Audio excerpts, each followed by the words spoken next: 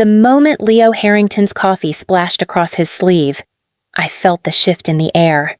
It was only a light bump in the elevator, the kind that happens when two people step in at the same time. I had reached for the door. He had moved too quickly, and my shoulder brushed his. The paper cup jerked, a few drops staining the expensive blue fabric. I apologized immediately. "Leo, I'm so sorry," I said, stepping back. He looked at the small stain as if I had ruined something irreplaceable. His jaw tightened. "You should watch where you're going," he muttered, brushing past me as the elevator doors opened.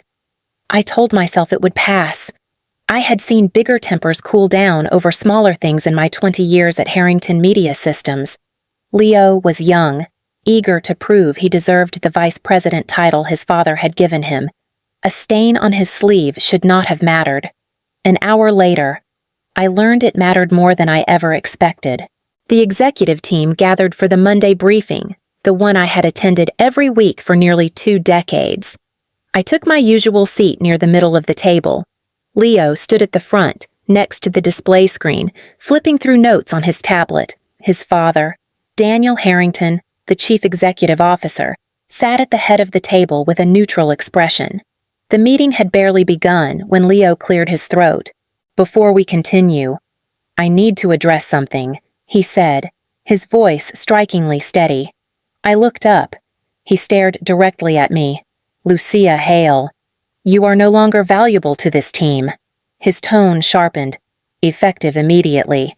"You are fired." The room froze. Chairs stopped moving. No one breathed. Daniel did not interrupt or glance at me. He simply folded his hands and waited. For a moment, I could not move. My retirement was only days away. Days, and somehow I had been dismissed in front of the very people I had trained, supported, and stayed late with for years.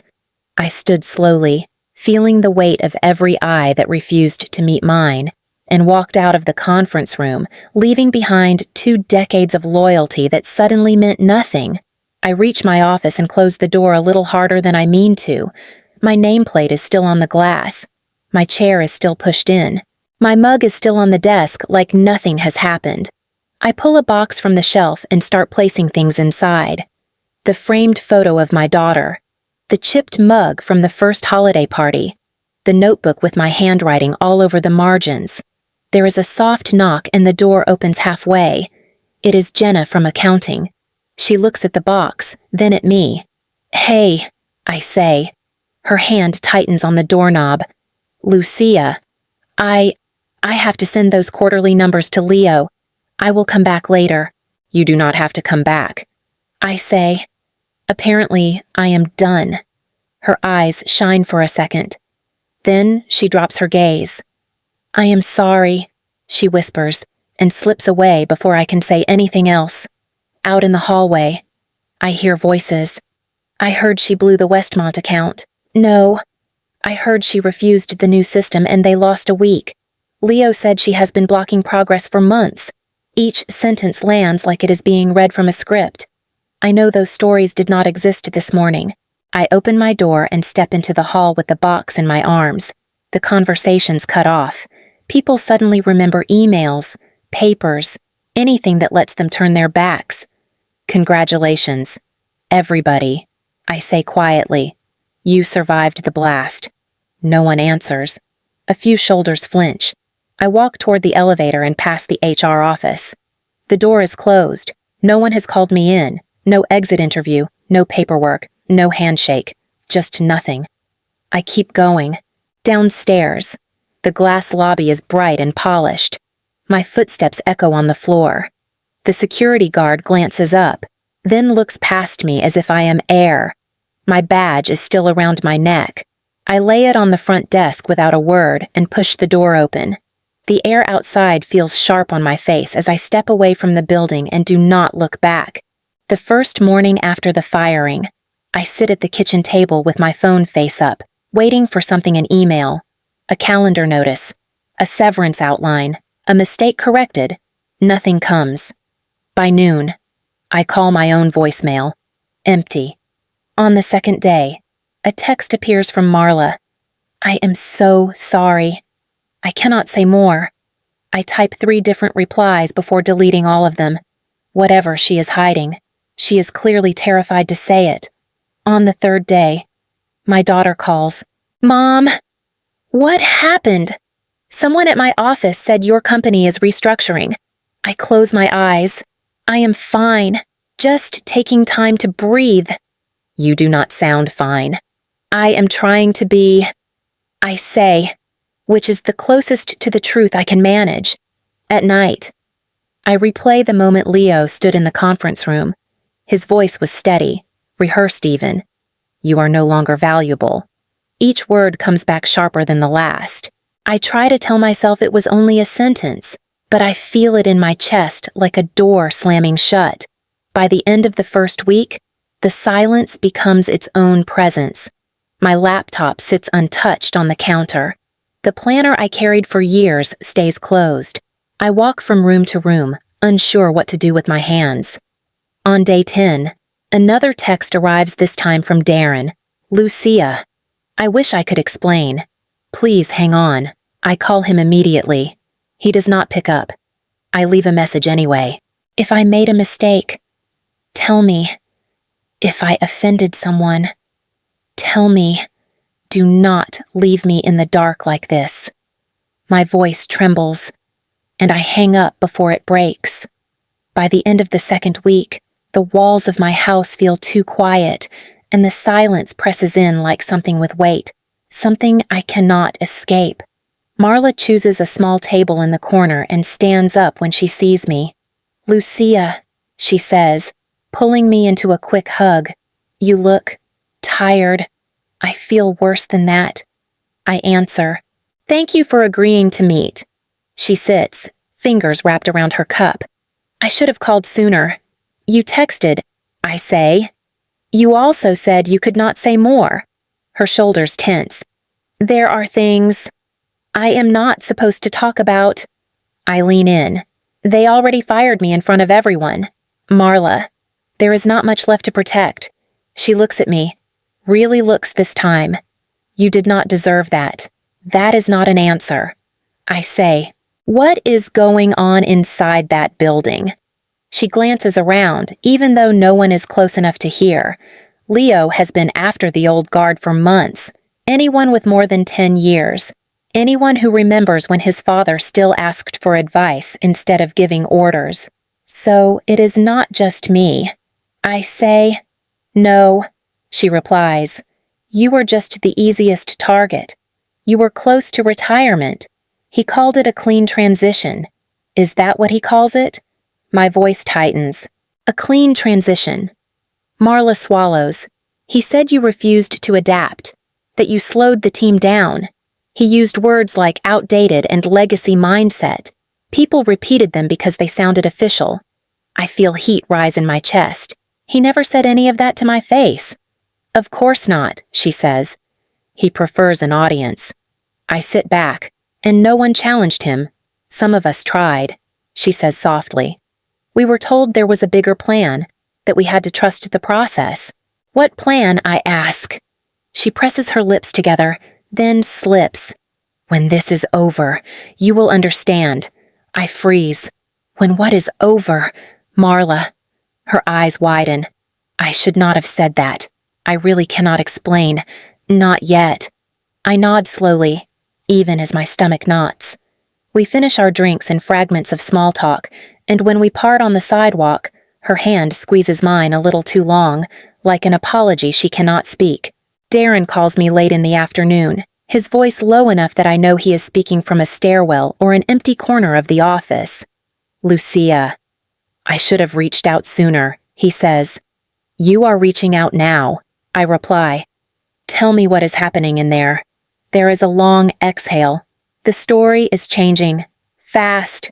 What story yours? He says. Leo has been telling people you sabotaged the Westmont client, that you refused to follow new procedures and caused delays. He said you fought every update the team tried to make. My grip tightens on the phone. You know that is not true. I do, he says quickly. Everyone who worked with you closely knows. But the newer staff, They only hear his version, and no one pushes back, I ask. I tried. He murmurs. Marla tried. A few others did too. But Leo keeps repeating the same lines. He calls them performance facts. He says the executive team had been discussing your exit for weeks. A sharp breath escapes me. So now I was the problem.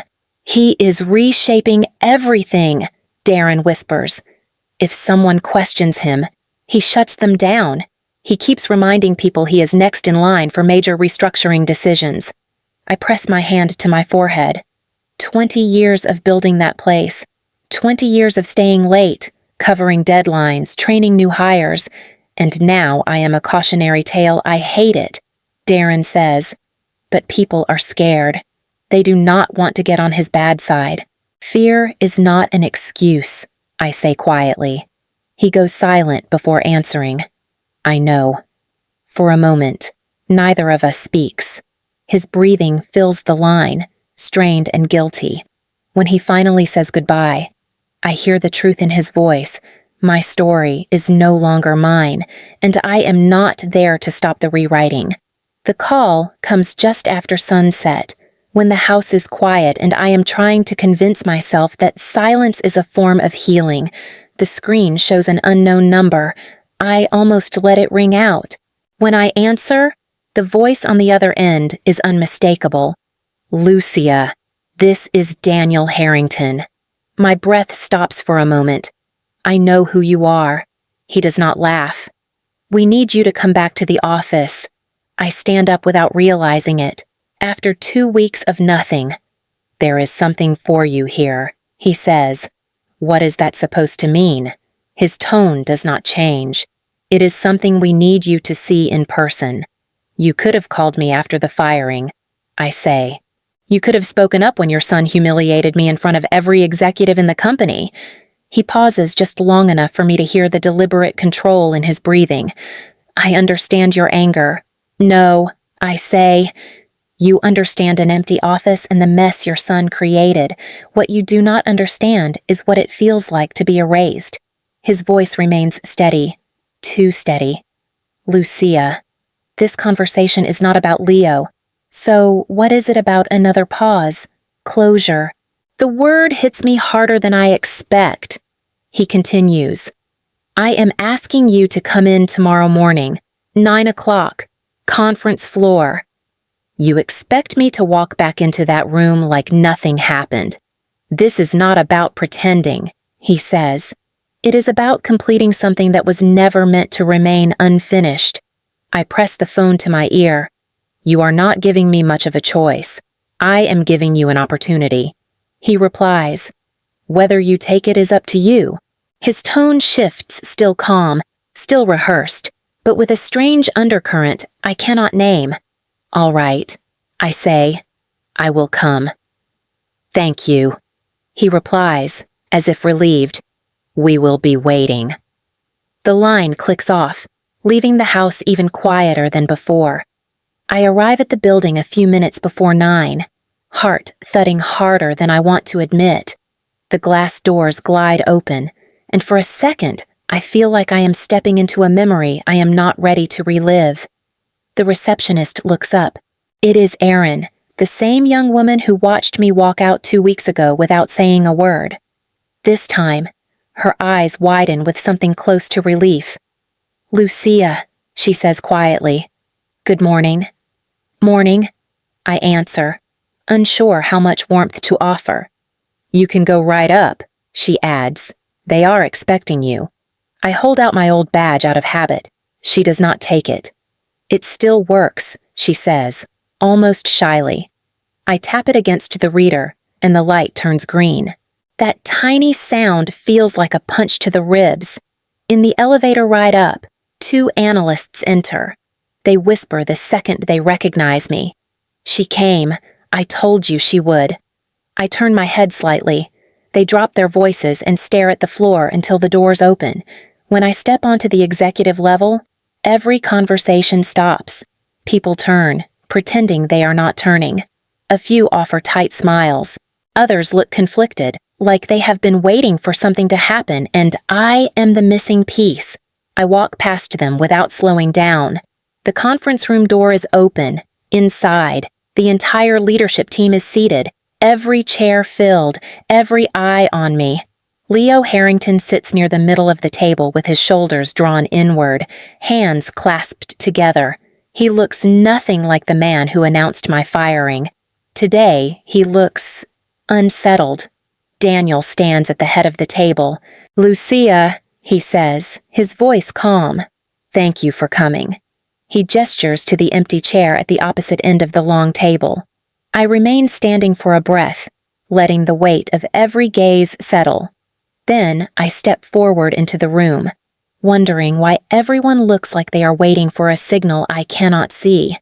I do not take the seat Daniel gestures toward.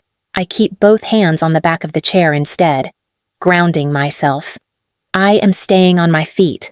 I say, "If you have something to say to me, it can be said to a woman who is not pretending this room did not watch her get torn apart." A few executives shift in their seats. No one speaks. My eyes land on Leo. "You spread rumors," I say. "You told people I sabotaged a client. You told them I refused procedures I helped design. You rewrote 20 years of work so your version would make sense." Leo's throat tightens. "Lucia, no." I cut in. "Say it without looking at your father. Say it to me." His eyes flick up. For the first time, I see fear. Real fear, not the arrogance he wore the day he fired me. "I did not want it to go that far," he says quietly. "I did what I was told." The room tenses. A few heads turn toward Daniel. I blink, told by who Leo presses his palms together, fingers shaking. I cannot explain it right. Please let him speak." Daniel lifts a hand, steady and controlled. "Lucia," he says, "before this conversation goes any further, we need to show you something. I have seen enough." I answer. "No," he replies. "You have not." He reaches into his jacket and pulls out a small black remote, simple, rectangular, unremarkable. The kind used for presentations or video playback. He holds it up between us. "This," Daniel says, "will answer questions you have carried alone for the past 2 weeks." I stare at it, at the way everyone leans in without breathing, like the room has been rehearsing for this exact moment. Daniel presses his thumb against a single button. The screen on the wall flashes to life, and my own face fills it. I see myself sitting at the conference table from 2 weeks ago, hands folded, waiting for the meeting to start. The angle is slightly higher than I remember, like a camera mounted in the corner of the room. Leo appears at the front of the table, just as he did that morning. "You are no longer valuable. You are fired immediately." His words echo into the present conference room. A few people flinch hearing them again. Then the image cuts. Now the screen shows a smaller room. Leo stands alone, facing the camera, shoulders tight. He repeats, "You are no longer valuable. You are fired immediately." He stops, exhales. "That sounds cruel." He says off camera, "Do I really have to say it like that?" A voice I recognize as Daniel's answers. "It has to feel real." "Leo, she needs to believe it." Leo drags a hand over his face and tries again. The video changes. I see the staff gathered in another meeting room. Marla is there. Darren. Even Aaron from the front desk. Daniel stands in front of them. "For the next 2 weeks, you will not speak to Lucia," he says. "You will avoid contact. You will not comfort her. The emotional contrast is the point. We are modeling what the company feels like without her." Someone protests. "This seems extreme." "We want the truth of it," Daniel replies. "The cameras will roll. You need to stay and roll." Clip after clip follows. Hallway angles, the elevator, the lobby, people passing me, looking away, shots I never knew existed, assembled like a documentary of my absence. Then a final segment, Daniel and a small production team reviewing notes. He says, "If this works, she will finally see what she means to this place, and so will everyone else." The screen goes black, and the room stays silent until Daniel finally speaks. "Lucia," he says, "a traditional retirement party felt too small for what you have done here. We wanted something lasting, something that showed the truth in a way a speech never could." I stare at him. "So you decided to break me." He flinches. "We decided to show everyone what this company becomes without you. And yes, we knew it would hurt. But we believed the impact would honor you more than any banquet ever could." Leo steps forward, voice unsteady. "I volunteered to play the villain. I thought if I did it, no one else would have to. I did not expect the weight of it. I am sorry, Lucia, truly." I look at him. The arrogance is gone, replaced by guilt so raw it almost softens the edges of what he did. Almost. Daniel moves toward the door. There is something else. He opens it, and a wave of sound spills in voices. Laughter. Applause warming the hallway like heat after winter. Dozens of employees crowd the corridor. Some from my first years in Charlotte. Some who transferred out. Some I have not seen in over a decade. A small band starts playing near the far wall, soft instruments echoing through the floor. People begin stepping closer, faces bright, some tearful. Aaron hands me a bouquet. Marla squeezes my arm. Darren wipes his eyes before I pretend not to notice. Then Daniel gestures toward a covered frame. Leo lifts the cloth, revealing a plaque engraved in clean, sharp letters, "Lucia Hale." The foundation we stand on. My breath catches. For a moment, all I can do is stare. Colleagues approach one by one, telling stories how I stayed late to help them, how I fought for fair scheduling, how I protected them when no one else did. Their voices stack, memory over memory, until the hurt inside me loosens its grip. Daniel steps beside me. "We wanted to honor you the way we should have years ago." I let the words settle. I let the warmth in. I let myself be seen.